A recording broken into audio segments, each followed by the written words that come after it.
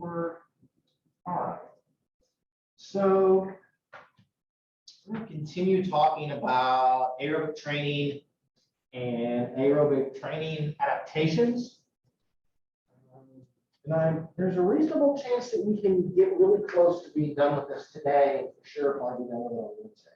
Okay. So we were talking last week, I'm pretty sure, about kind of how we should train, right? Intensity is the most important thing. Duration matters. Up to about 40 minutes, days per week matter up to about four or 5. And then we began talking about adaptations, the things that are actually going to change that would improve your pH max. We broke them into muscle and metabolic adaptations. And we were talking about that one of the primary things that happens is you get more mitochondria. Okay. So you may double the number of mitochondria that you have. You're going to make the mitochondria that are there, they're going to be bigger. You do some fun stuff where you may clean out and repair if there are damaged or kind of ill functioning mitochondria. Basically, training just makes aerobic metabolism function better. Okay. A lot of that is signaled through, remember we talked about PGC1 alpha, that's kind of the metabolic sensing hub. It's going to drive a lot of the DNA transcription of both mitochondrial DNA and regular nuclear DNA. So we're going to start today by talking about if I have more mitochondria, why is that better? Okay. If we magically gave Richard more mitochondria, why is he finally going to be able to beat Cy at pickleball? Okay. Or beat him in a 10-kilometer race or something like that. Okay. So one of the things that it does, and this may seem counterintuitive to you guys, the terminology may seem counterintuitive, okay? And I'll try to explain this as best I can. Having more mitochondria, it increases the sensitivity of the metabolic system, okay? So what it does is it makes you more in tune and more sensitive to any sort of perturbation in that system, okay? When you get a change in ADP levels, right? When there is a demand for something to happen, when there is more carbohydrate or fat floating around in the bloodstream or in that cell, your aerobic metabolic systems become more sensitive. And the reason this happens is when you have more mitochondria, you've got more Krebs cycle enzymes. You have more cytochromes and electron transport chain things. So what that means is when everything happens by random chance, okay, when you double the amount of stuff that's floating around that could drive aerobic metabolism, we are going to increase the chance that something's going to happen. Okay?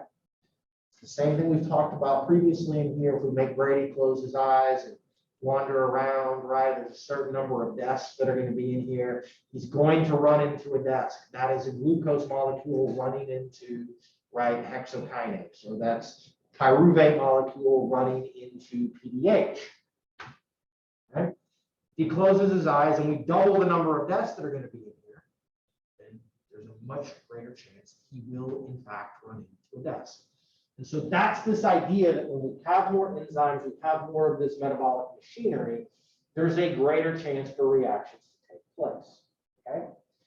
The upside of this, being more sensitive, is that we're going to make less lactic acid. Okay.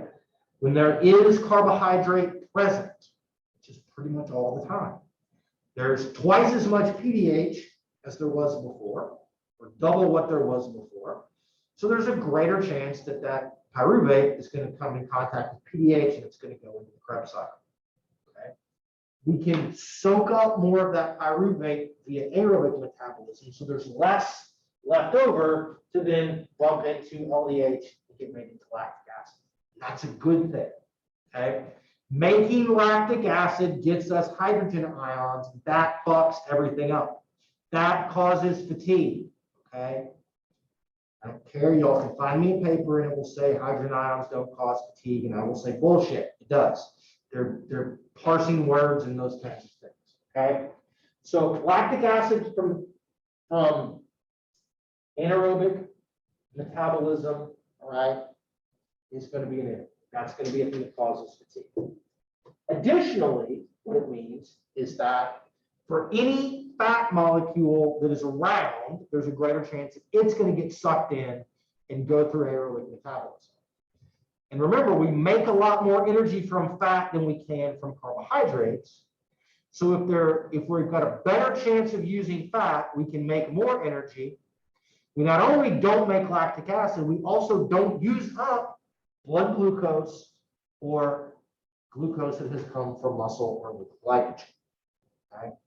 So it has this effect of what we would say sparing muscle glycogen. When glucose falls or muscle glycogen falls, that can cause central fatigue. Okay?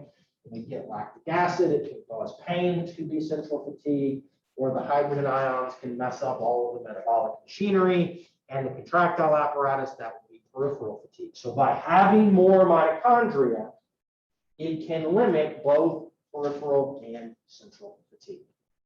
Okay? And you can make a lot more, at the top end, you can make a lot more energy using oxygen, therefore your VO2 max goes up. Okay? Does that make sense? You guys understand kind of how we're going to frame and put all of those things together?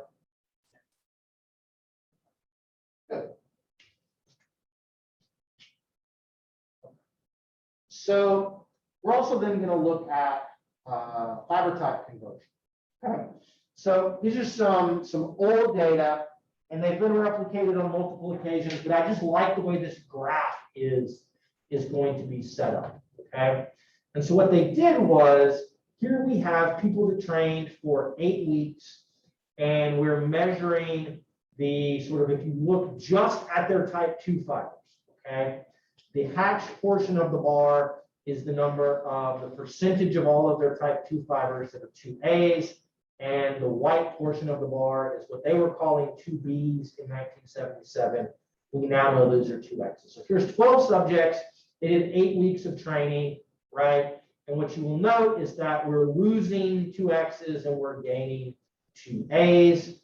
But then I had a subset of those 12 where they had 5 people. They took biopsies at 1 week, 2, 3, 5, and 8 weeks. And you can see a little bit of this kind of very gradual time course of change that we're going to see kind of over time, where it took a little more than a month. It's beginning to nod that direction, but it took 5 or 6 weeks before we're really going to begin to see a noticeable sort of shift in all of this. Okay. You will note, if you really care, down here, their VO2 max went up from about 45 to about 53. So these were kind of normal, average college age dudes, and they went up. So they're at about 45. It went up to 53. Okay.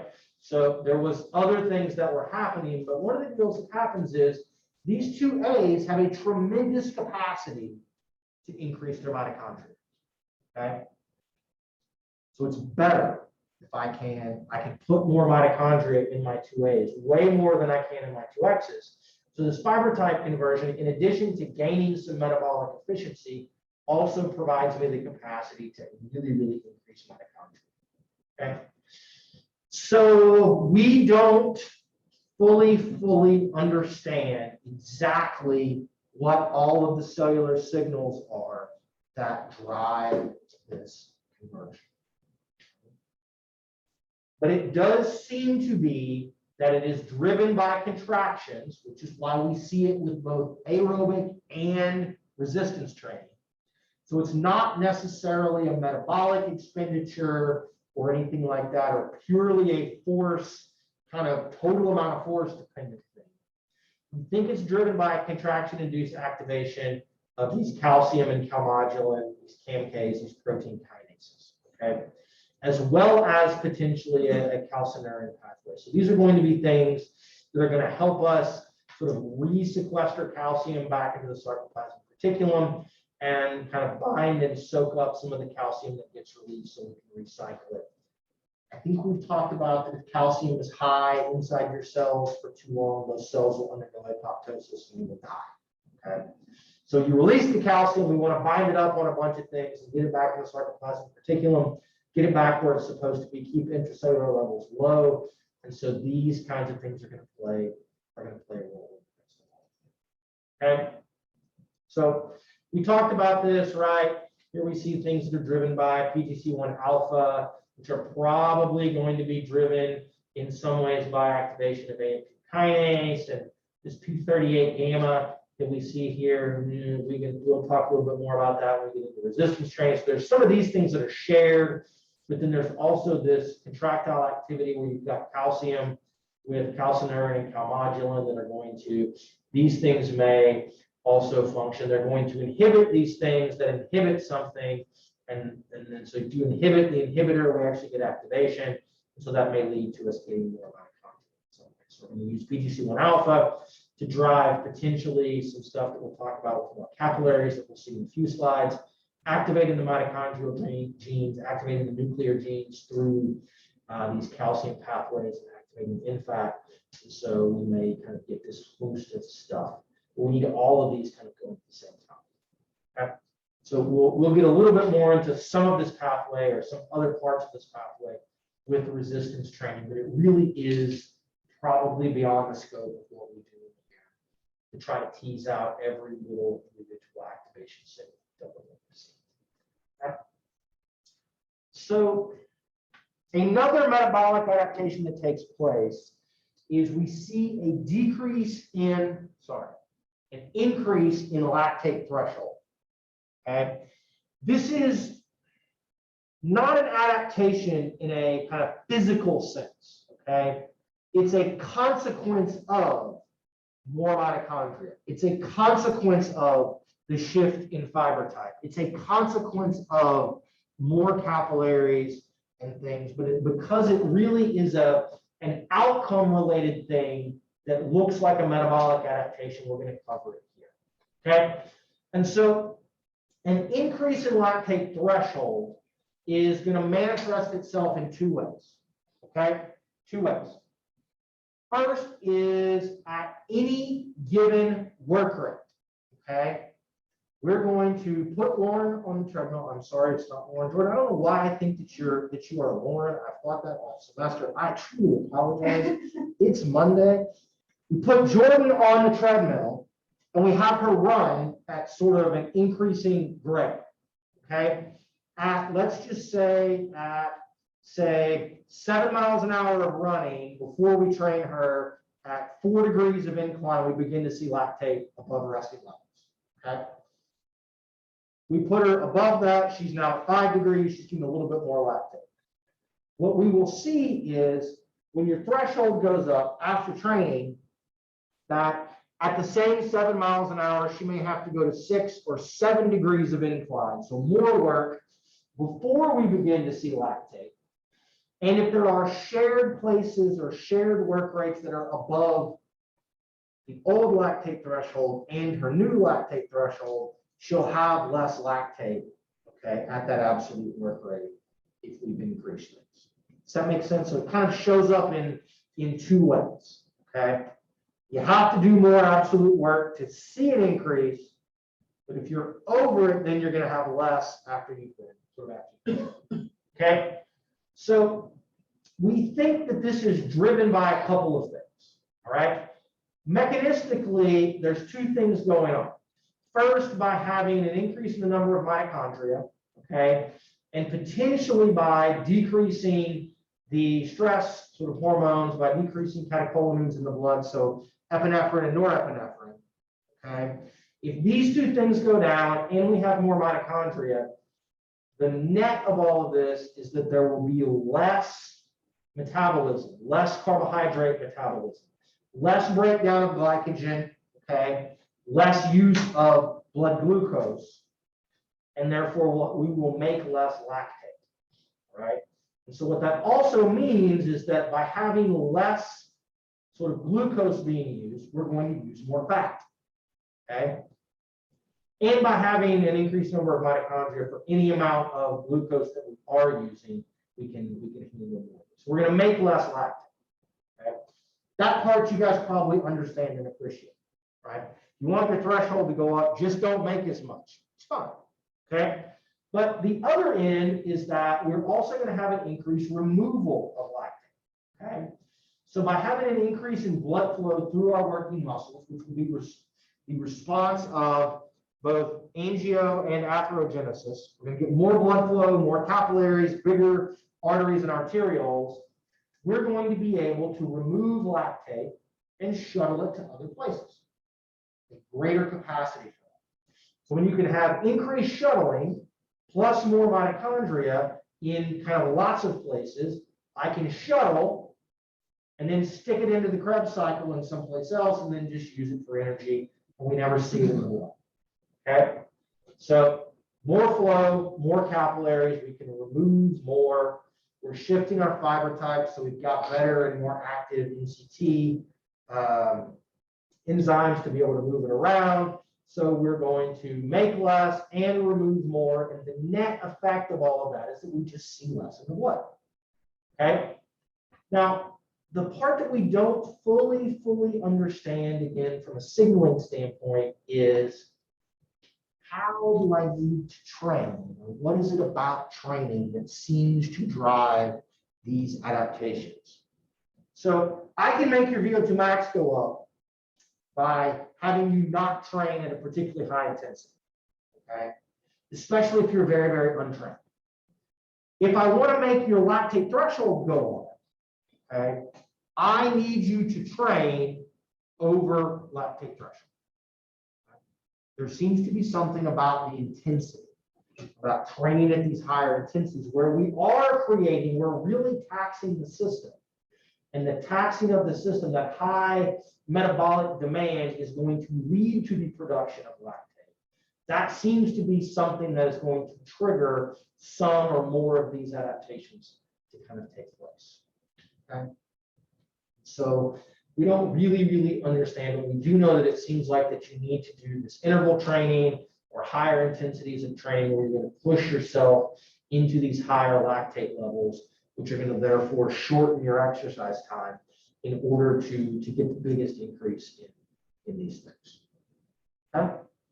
So this is why, one of the places to me, that if you're not a marathon runner per se, right? You're a person that runs on the track, you run the 800 meters, you run the mile, you run 3,000 meters. The ability to run at some place just above lactate threshold, okay, is going to partially determine the pace you can hold for some period of time. So you really need to train in a manner where you run fast or you bike hard so you can try to make your threshold goal. And if you're going to do that, you can't run or bike for super long periods of time. You've got to do these kind of intervals to really push these things. Okay. So here are some data, and what you're going to see in doing some of this, okay, is that we're going to find sort of your lactate threshold. Here we've got these are people that were training 3 days per week for 8 weeks. Okay, these are from David Poole when he was, I believe, when he was a PhD student at UCLA. David is now at Kansas State. But here's your lactate threshold. This is the absolute sort of VO2 level at which lactate threshold occurs. Okay, and then this is the percentage of your VO2 max at which it's actually going to occur. And so what you can see then, as we look across this, group 1 trained for basically an hour, and they went at 50% of VO2 max. Group 2 trained at 70% of VO2 max, which for a lot of these folks early on should be over the lactate threshold, but not very far over. And then group 3 did 10 2-minute intervals at a work rate that was about 5% over their maximal work rate during the VO2 max test. So higher intensity intervals, some kind of reasonably kind of moderate to high intensity at a kind of moderate time, and then lower intensity, longer duration. So what I want to show you guys is, if you look at this here, all of these groups sort of increased the percentage, right, of VO2 max at which lactate threshold occurred. All right, but I also, the group 1 did the kind of slow and long, went from about 50% to about 58 or thereabouts. This group went from 46 to about 53. There's some wiggle in the midst of all of that, right? They're at 55 here, and then 53, and then 49 to about 55. But so we're seeing this increase in all of these groups, primarily because everybody was very, very trained. But I want you to look at sort of the absolute amount of VO2, right, at which these things are going to kind of occur, and especially these ventilatory adaptations here seem to be a little bit more favored in the third group out here. So all of it will work, but especially once we get to this point, which I don't have another data slide for all of this. Once you kind of get them trained, then you've really got to push stuff like this to get it to continue. Okay, so people oftentimes will misconstrue this. Okay, if I told you that you're going to be over your lactate threshold for some of you by doing a very light job, that may seem like it's a very low exercise intensity for you to be over the lactate threshold. And I don't know what Dr. Farrar, undergraduates, I don't know what Dr. Mike teaches you guys, but I was sort of learned in my graduate class, like, oh, once you get over lactate threshold, you're just going to go to fatigue. And so the thought that like, oh, but I'm just barely jogging, like I could jog for like an hour, like doesn't make any sense. We now know and understand that, like, look, this is just where the threshold is. You can be over it a reasonable amount for a while if you need to be. But there is going to be some, which we'll talk about. We'll talk about in a couple of weeks. There's another threshold value over which you will actually go to fatigue. Okay. So otherwise, metabolically, we already mentioned all of this, but our substrate utilization, we're going to get more energy from fat, both at rest and during exercise, and that spares glycogen, and that potentially can increase, especially in long duration, increase exercise time. And then at any given exercise intensity, at any running speed or any work rate on the bike or setting on the elliptical or sideways walking up the Stairmaster. Any of you guys done this? I saw somebody last time I was over at the hub. Went up the Stairmaster, like sideways. I don't understand what she was doing. I don't know what her hair color has to do with anything. Hey, that seems doesn't seem like a very polite thing to say. No, the real question is wearing like Gymshark stuff. I don't know what that is. What is Gymshark? She's probably trying to target like specific muscles within her glutes. Yeah. Specific muscles within her glutes. Yeah, Okay. it's like, I just let them do it, yeah. You've done it. I mean, it's hard enough. You all ever been on a Stairmaster? That shit is hard. think it's just like a lunch. Okay, Yeah. like a sideways line. Yeah. Anyway, I just saw that. I thought, why would it ever occur to anybody to do that? So anyway, but that's my sort of, at any speed or work rate or whatever you're doing, your VO2 is not going to change as long as your weight doesn't change. So the absolute amount of oxygen required, because energy demand is going to be the same. Energy demand equates to work. So with the same work, your VO2 is the same, but your ROR will be lower because you're going to use more fat and you're going to make less lactate. Okay?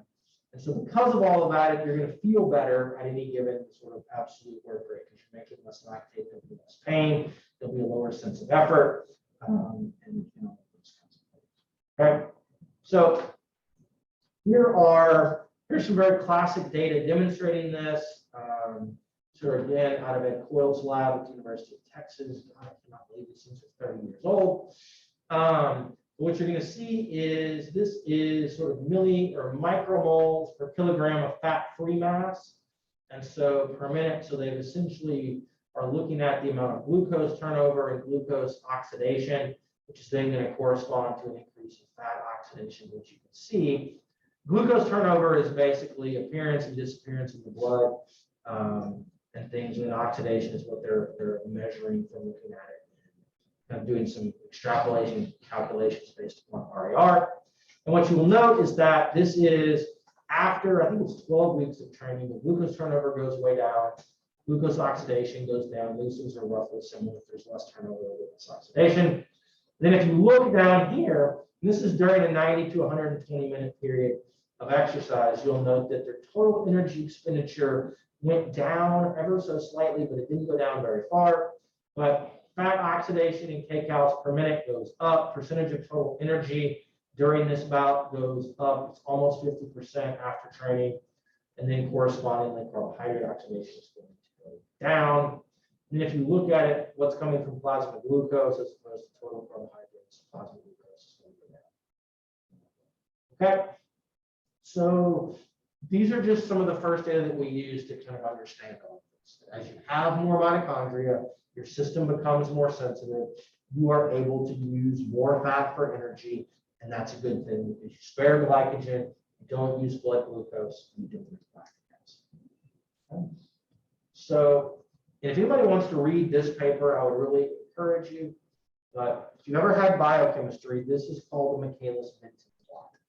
And this is sort of at a given substrate concentration. This is the reaction velocity of a particular enzyme. And so what you can see then is the maximum velocity occurs at what enzyme concentration, basically. There's going to be some concentration of enzyme at some substrate concentration that's going to produce sort of this maximum reaction velocity. And so what you see down here at the bottom, and this Km is just this is a constant that describes this relationship. What you can see is this panel here, this is before training, this is after training. Okay. And so imagine this is PDH function, or succinate dehydrogenase function, or whatever the one that I can never remember that's the rate limiting step in the Krebs cycle is, that's going to be there. What is it? Oxaloacetate dehydrogenase, or one of the isocitrate dehydrogenase. Yes, that's going to be there. Okay. And so what happens is I get more mitochondria. You'll note that the shape of the curve doesn't change. The enzymes work at the exact same speed. Okay. The kinetics of the enzyme don't change, but because there's more enzyme, okay, at this double, for any given amount of substrate that I have, my reaction is going to go twice as fast. Because I'm more sensitive. I'm at a different sort of place.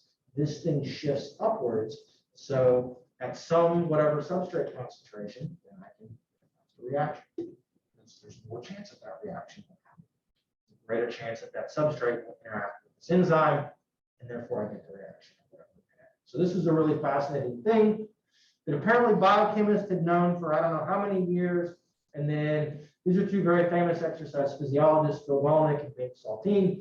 They published this in 1982, and it apparently never occurred to exercise physiologists until the early 80s that we could just describe all of these things that we see with training. That fat oxidation goes up and lactate production goes down simply by doing these enzyme kinetics that describe stuff that biochemists have done probably since like the 40s and 50s. Okay. So when the left hand doesn't talk to the right very often because you're in the business department, or there was not the internet where you could just Google these things and look it up and had to read it in a different journal.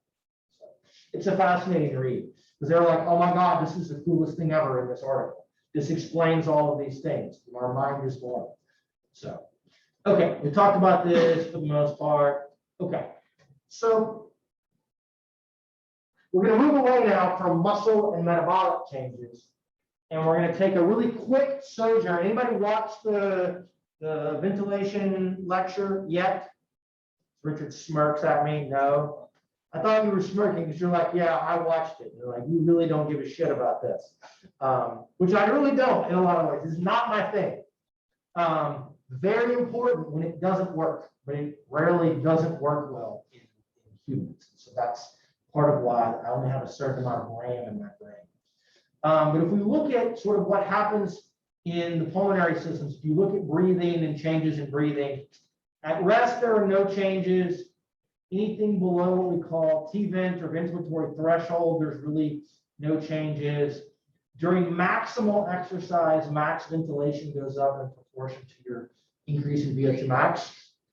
There's really not anything that happens in the pulmonary system in response to exercise training.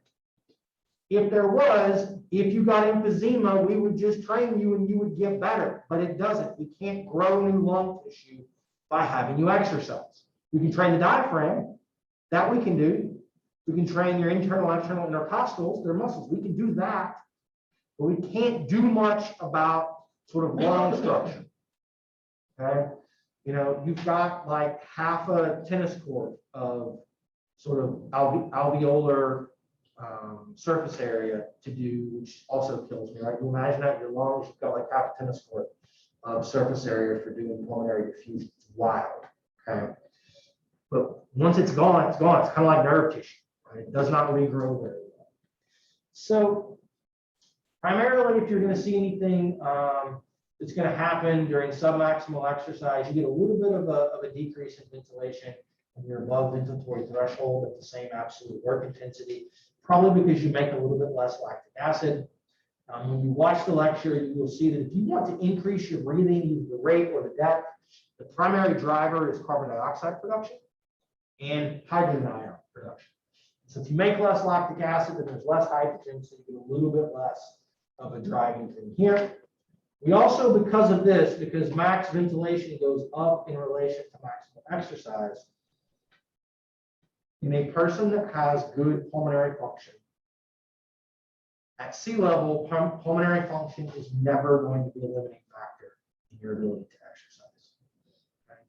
If you have asthma, if you have emphysema, if you have COPD, you've got cystic fibrosis, something like that, then that's a whole different ballgame. But we give Ethan a bag of his own red blood cells today. We make his VO2 max go up today. He's had no time for there to be any adaptations in the pulmonary system, but I promise you his max ventilation will go up just as much as it does, which tells us it's not a limiting factor. It can do more than what your other systems can normally support. And so it's not going to be the limiting factor. If you have pathology there, then that's a whole different story. But in general, not a lot going on there, right? Okay. So now let's do some of the other fun. So there are some things that go on. So there are muscle adaptations. There's really metabolic adaptations. Those are all kind of related to mitochondria. The other place where we get lots of responses to aerobic exercise is in the cardiovascular system. All right. So one of the first things that we see in the cardiovascular system is an acute increase in plasma volume. So your blood volume goes up almost immediately when you begin doing exercise. Okay. So most of this early on is going to be from plasma. And then after that goes up for about a week or so, then your red blood cells or your hematocrit are going to begin to catch up. Okay. So this happens due to something that I call persistent acute effect. I swear that I read that somewhere. It's not a thing of my own sort of design, but I don't see other people that post, but I read this somewhere and I like it. Okay. So we'll do this. Chris, what does acute mean to you?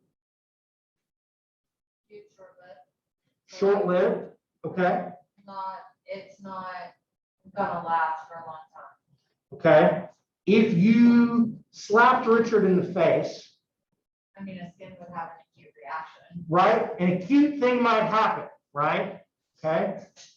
Handprint, face, whatever, pain, those sorts of things. Okay. Side, what does persistent mean to you? It's like very Over and over again. Okay. Anybody else? Person is persistent. What are they? Annoying? Okay, well, I mean, maybe. That seems like a subjective comment, but I can appreciate that. Stubborn? You're repeatedly doing things. There we go. That's the word that I'm looking for. Okay? So I'm repeatedly having an acute effect. Okay? So what that tells us basically is you do a bout of exercise. ADH and aldosterone are going to increase. Okay, in response to that bout of exercise. You increase body temperature, there may be sweating. This is the natural response. Let's go. So even though you may not notice it, okay, you're going to overcompensate. So ADH and aldosterone, and I forget which one does what, they both act at the kidney to retain both water and sodium. Okay? And I forget which one does which. I think ADH retains sodium and aldosterone makes you retain water, but I'm not certain of all of that. But, and then you're going to become slightly more thirsty. Okay? Regulation of drinking and fluid balance and those things in us is all kinds of messed up. You guys know that like other like lower animals, they get thirsty and they drink to like exactly match the amount of water that they need, and we don't. By the time you're really, really thirsty and you realize that, you're probably almost so dehydrated you're about to die in some ways. I'm not kidding, right? And so like your dog, if you have a dog, your dog drinks, he drinks or she drinks a certain amount to kind of match whatever they've gotten rid of. They're designed to be very, very good at that. We are not. Okay. Does that have something to do with our like sweat glands? I honestly don't. Maybe, maybe not. I don't know why we wouldn't be like more sensitive or thirstier, more kind of in tune with those things. I think it's just we've evolved to be like, I don't really want to drink right now. Like, whatever, I'm fine. So I honestly don't know. But my point, I suppose, which I've lost in the midst of all of this, is that by retaining both water and sodium at your kidneys, you make less urine. And it stimulates your thirst ever so slightly. Okay. So you're going to both retain and consume hopefully more fluids. And by doing all of that, then your blood volume goes up, especially early on with blood plasma. Now, this goes away quickly. It lasts a couple of days. Okay. But if I run today and I get a couple of days of acute things happening, and then I run again on Wednesday and I get it again, then I run again on Friday, I get it again, right? You see this sort of repeated acute effect. But then as soon as you stop, then it all begins to go away. Okay? So it's not like mitochondria. It doesn't take sort of translation or transcription and translation to make new proteins, to make more structures or different structures or changing fiber types. It's just, we're going to monkey with our hormones and we drink and retain more water. So your blood volume goes up. Okay? You get the same thing. I can give Brady a bag of saline right now and make his VO2 max go. Not as much as if I gave him a bag of saline and a bag of red blood cells, but having all of this. So blood volume goes up and it affects preload. When your blood volume goes up, even if it's all plasma, okay, there's no extra red cells, it increases preload. If I increase preload, I can increase stroke volume, increase cardiac output. Okay? So via the Fick equation, when blood volume goes up and stroke volume goes up, VO2 max goes up. Okay? That's how this is going to work. That's how this is going to work. Okay. So what you can see here is these are some things that are from a review article that was published in 2007 by a guy named Vic Convertino, who is kind of a thermoregulation and blood volume person, kind of a world-renowned person that does all of this.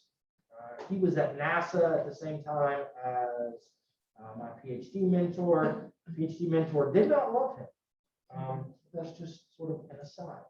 What this is this is just looking at in people. If you measure your blood volume and then you measure your VO2 max, there's this very nice, relatively strong positive relationship. If I make your blood volume go up, your VO2 max is going to go up. Okay, so there we go. So we can, with training, see anywhere from about a 20 to a 25% increase in volume. And so this one is them trying to show this is sort of a delta percentage where you've got total blood volume, plasma volume, and then red cell volume. Start off here at 0. Very, very early on, we see this increase in blood volume. That's primarily driven by the increase in plasma volume early on. And then after about 3 weeks, we're going to begin to see red cells catch up. plasma volume adaptation is going to wane a little bit. They're both going to plateau off at about 10%, 10% and a 10%, then you're going to get about 20 from wherever we were at the start. So early on, you're going to basically dilute your blood or dilute your red cells by having this plasma volume only adaptation. But then red cells will eventually come. Okay? So, and then once you stop training, the red cells will stay around because they have a half-life of 60 to 90 days or 60 to 120 days. And then, but you'll lose some of the plasma volume adaptation. So when it goes away, it kind of goes away a little bit more slowly at first because the red cells are better. Having some of the red cells is going to be a more powerful kind of adaptation than just simply having plasma volume. So on those first days that the blood getting diluted, Mhm. there decrease, Yes, and then yes. Your O2 carrying capacity is going to decrease, yes. But that is compensated for by the kind of massive increase in what total blood volume. So it makes your stroke volume go up. That's important. What did we always say it was like 20 per 100 milliliters? But I'm not following your question. Why is it always like Why is what always? so 20 milliliters watching per 100 milliliters?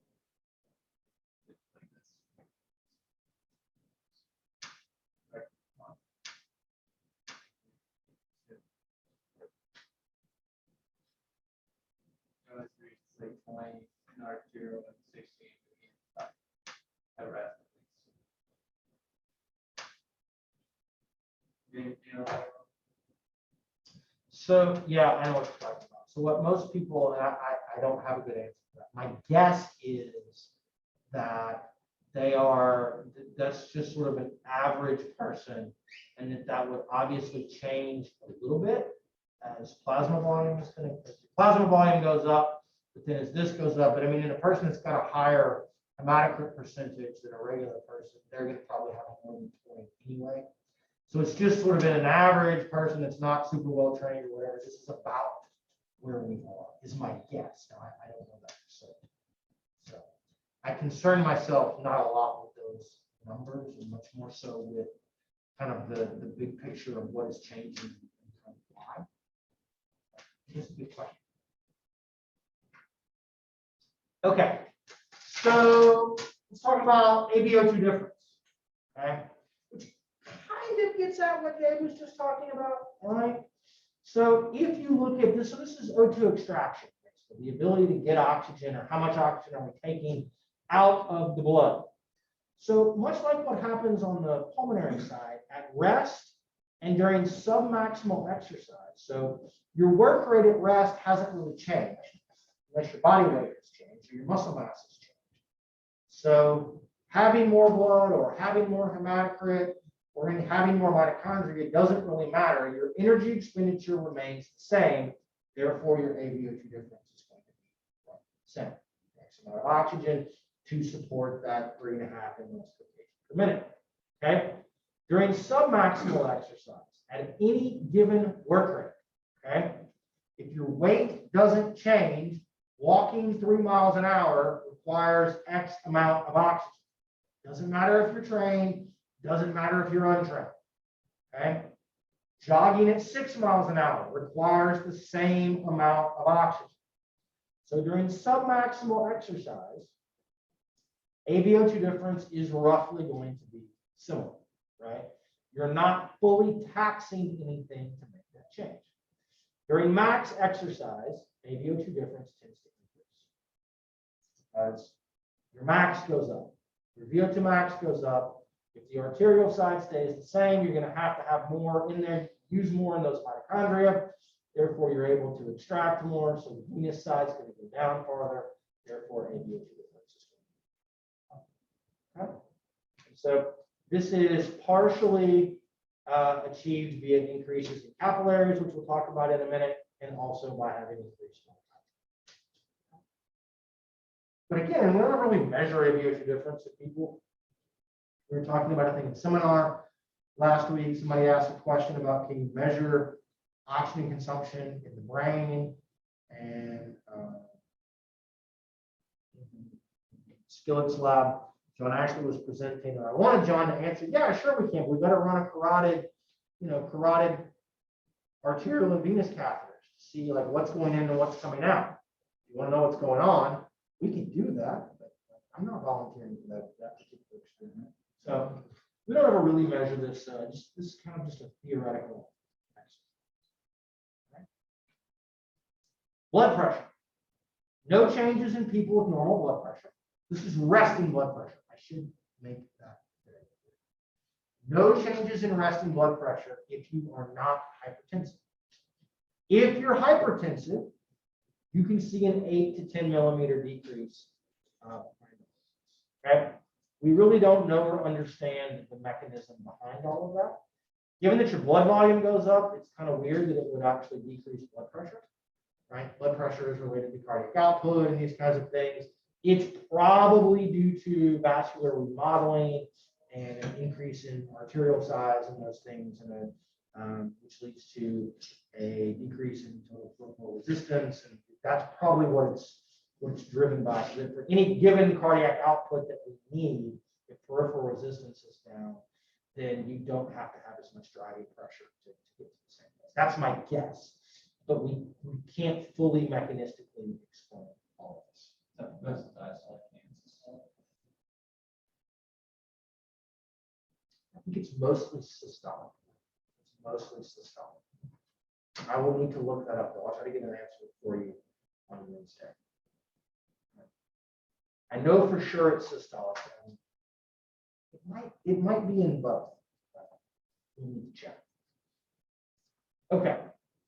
So the next thing to talk about is what we will really call vascular remodeling. Okay. Vascular remodeling is going to encompass a couple of different processes.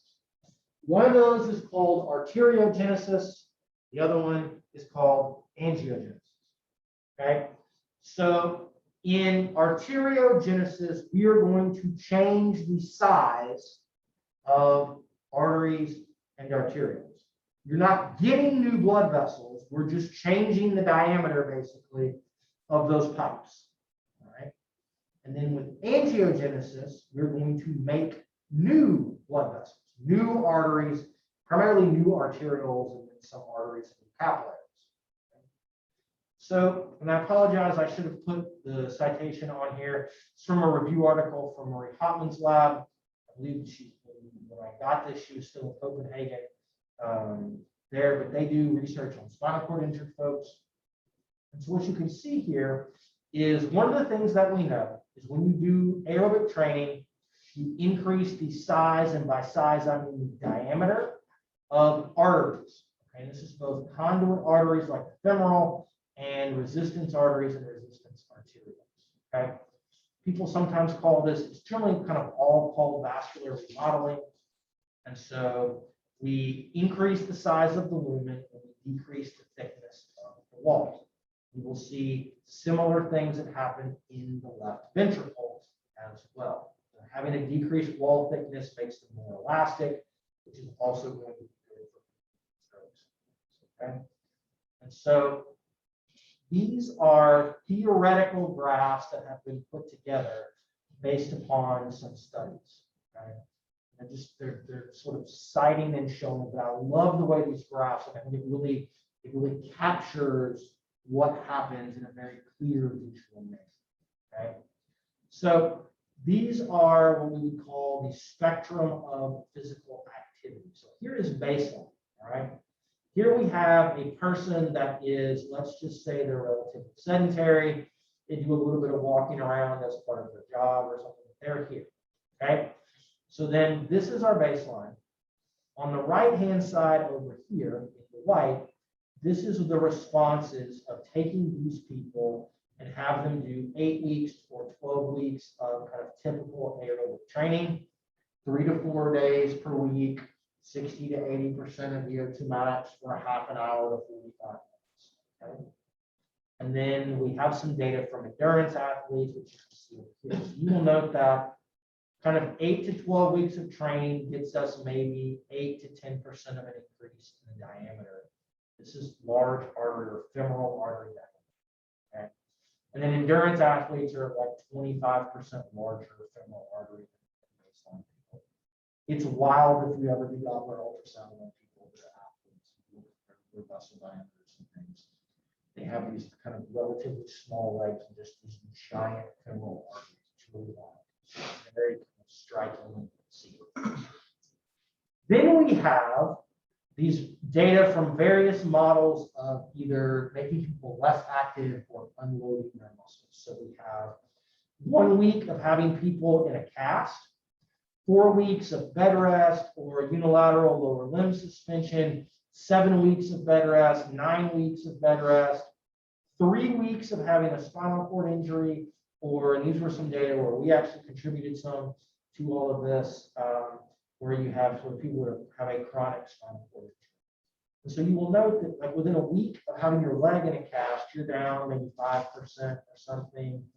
10 with 4 weeks of some kind of unloading or reduced activity, maybe a 10 to 12% increase in this kind of dose response with all of this. And these people who have chronic spinal cord injury are down 30%. Okay? So along the activity spectrum, we're going to see this vascular remodeling. Either have the femoral artery, which we think would be indicative of other large arteries that get bigger or smaller. Okay. And then this is wall thickness, and we see the exact opposite with wall thickness. Here's our baseline. We get a decrease in wall thickness with training, and increase in wall thickness with sort of spinal cord injured athletes, bed rest, half a year or 6 months or so of SCI and chronic spinal cord injury. So artery size gets bigger, wall thickness gets smaller. Those are good positive adaptations. So what causes this to happen? Yes, are you going to wager a guess, or I was going to ask a question. you're going to ask that question? Why does this happen? Well, not that question. It's magic. So part of what's going on is we think it's the shear stress, okay, that we had talked about before. That the combination of shear stress and stretching on those arteries from the repeated increase in blood pressure that you're going to get from the heartbeats, the increase in heart rate during exercise, and the increase in blood pressure during exercise are all going to be important. There's going to be some sort of mechanotransduction of both the shear stress and this rhythmic sort of stretch and down from every cardiac cycle through the endothelium, which signals the endothelial-derived nitric oxide synthase, NCP1, which of course I've forgotten what the hell NCP1 stands for. Is it in here somewhere? Figure out what it's going to be. I'll try to look up NCP1 for Wednesday. And then something called VEGF, which is vascular endothelial-derived growth factor. One of my favorite named things ever. And so all of these signals basically are going to activate nuclear transcription factors that are going to lead to this remodeling that we want to see. And so we're going to stretch out basically, make the inside bigger and shrink some of this wall stuff that's out. Okay. So increasing artery size increases blood flow to skeletal muscle. That's part of the reason why this happens. We need better ability to get more blood to our muscles during exercise. Great. Has there ever been a study that looks at vascular remodeling and its effect on force production at all? Does it affect on force production? Yeah. I'm sure in some of those studies they have force production. The problem that we have is, I'll ask the question this way. Do you think your strength is dependent upon blood flow to that working muscle? I don't know. Like your max strength. Okay. Now, we do know that like time to fatigue is very much dependent upon those kinds of things. But my guess is that maximal strength is not particularly related to blood flow. And it's not dependent. It's related to muscle size. As long as you've got some creatine phosphate in those things, you've got enough energy for like one contraction. Now, time to task failure, sure. I bet I know for a fact there are some data on some of those things. But it's probably the artery size plays some role, but it's really about kind of, you got to take into consideration, the artery size goes up, capillaries go up, heart size goes up. There's multiple cardiovascular things that are changing to allow you to go over. Okay. This is as good a place as any for us to stop today. Okay. We should be able to finish off all of the rest of this on Wednesday. So be ready for your critical thinking questions on Wednesday. Okay. And did we decide we're going to do the test on Monday of next week, or was it Wednesday of next week? Was it Wednesday? I don't care. You all just tell me what you want. What is the take home gonna be? 2 days after the in-class portion. So if the test is on Monday, the take home will be due like Wednesday at 11:59. If the take home is on, or if it's on Wednesday, then it'll be due Friday at like 11:59. Sai, you got the short end of the stick on this last time. Would you like for us to let democracy rule again? Or do you want to just pick for everybody since? Draw something on stats on Monday, I know. or. Monday I mean, Monday no, to it's- So. Yeah, endocrine. So there's something with endocrine on Monday. Yeah. Why just do Wednesday? Wednesday's fine. I don't care. Like, we'll just start new material. We'll start resistance training on Monday. You know, we'll be on the test. That's fine. I don't care. I just want you guys to feel like you are empowered to, have a choice on these things. So, okay. So test, we'll hopefully finish all this Wednesday, but your test will be the next Wednesday. I want y'all to be able to plan. And we don't get to have a sheet. Pardon? Did you decide on that? Let's have a sheet, the sheet. Why would you get a sheet? When did we talk about I was going to give y'all a sheet? After you told it, after you learned about the stats class. Yeah, no sheets. Absolutely not. Whoa.